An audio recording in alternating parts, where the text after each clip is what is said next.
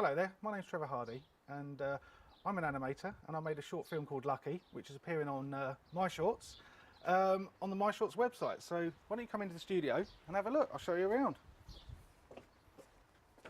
Here it is, small and compact.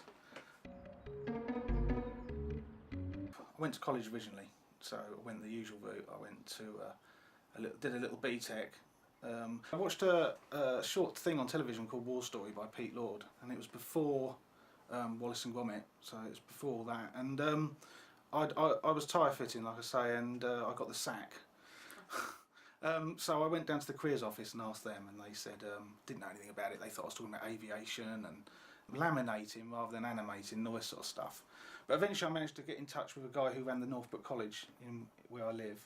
And I did a little sort of media course there, but they let me have this little box room and I did animation there on Super 8 cameras. And that sort of led on to a Farnham degree, and then I was picked up down at Ardman to do the animation course down there. So, and then after that I did a little bit of Wallace and Gromit, like they were doing a Japanese commercial at the time, so I sort of went down and helped on that. Oh Lucky, where are you? Day to day in the studio basically involves, well, first thing I do is take my boy to school, then I get back here, and depending on what I'm doing, depends on what needs to be done really, but generally I go through the sort of storyboards and see what I've got to make, and I have a little sort of prep list of stuff that needs to be done, models, and I just tick them off. I just go through it, because I work on my own, I haven't got a team of model makers and things, so I make all the I do all the pre-production first.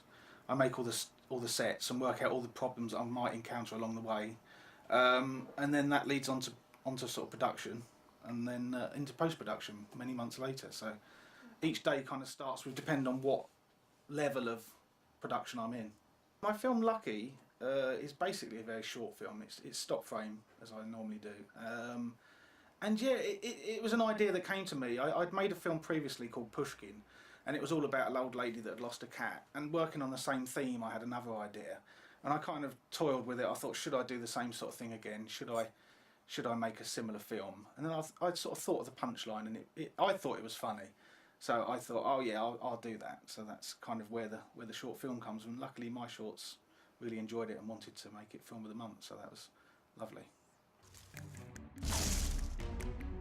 Lucky! The idea comes first, and then I sort of develop the story in my head, and then I kind of am trying to work out what style suits it best.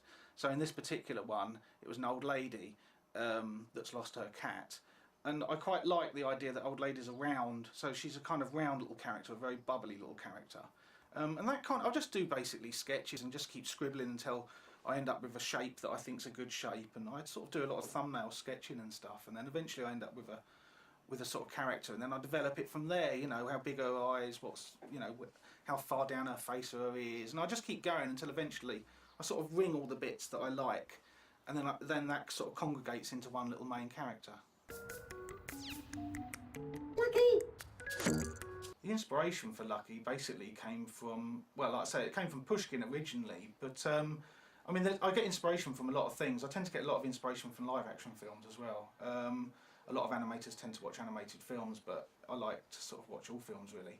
But again, you know, when I'm thinking about it, I think, you know, it's not just the character. You think, what sort of little world does this lady live in? And I mean, that, you know, the style of that is, I wanted it to have a sort of continental feel, a bit like Pushkin was. Pushkin was very Russian looking, and I wanted this one to be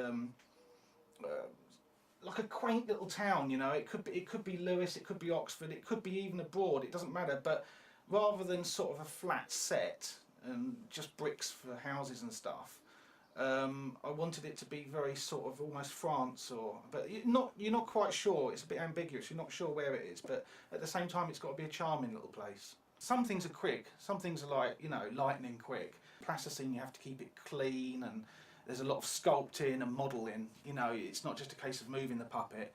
Every frame is moulded and cleaned and all the rest of it. So depending on what you're doing and depending on the sort of finished look you want to get, then that sort of governs how much time it is. I mean, that little character behind me, she's very simple to animate, deliberately, because she's not plasticine. She looks like plasticine, but she's not. She's just solid, so her arms are like bendy sort of foam stuff. And there's not actually any. I think the only bit of plasticine on her is her little mouth. So she's quite quick. But if that was in plasticine, that would be a completely different ball game. That would take a hell of a lot longer.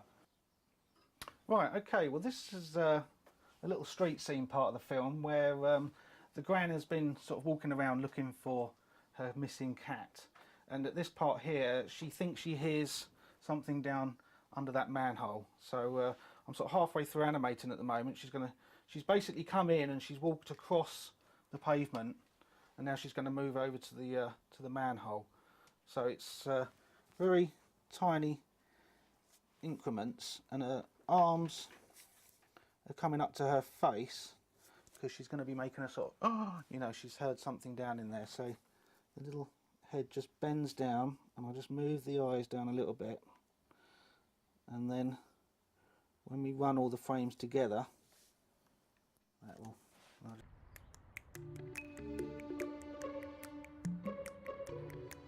Lucky. I've got a little project in the pipeline that's my own little film about a train spotter, and I've got various things for Nickelodeon that I'm doing, short TV stuff like children's stuff, which is really great fun. Very, you know, Nickelodeon, a great bunch, good bunch to work with, and just generally anything else that comes along. Really, you know, I never know from day to day what's going to come along. Being a one-man band, you bounce ideas around with yourself. Really, I mean, I have a wife and my little boy Jazz, who's 6. I mean, he's a great input, but it is really difficult. I mean, when you're winning things and and you're getting recognition and people are coming in loving your work and you're getting emails from people and you're reading Facebook and people have written stuff about it, it's really good, because essentially I'm down here on my own in the dark animating all day, and until I send the films out I don't know what sort of reaction it is. I mean, I send films out, like my shorts for instance, when you get a reaction back from people saying that's fantastic, that's the reward. And that kind of helps you to motivate you to keep going, because you make the film and you think, well, I hope this one's as good as, you know, I hope this one's get the same reaction that the last one did, or even better. It's that kind of not knowing where it's going to go. Is this one going to be the one that gives, you know, wins the British Animation Awards, or is this one going to be the one that they nominate for a BAFTA? And it's kind of constantly like that. So like, it's like an artist. You're only as good as the picture you last painted. So you're constantly trying to drive forward.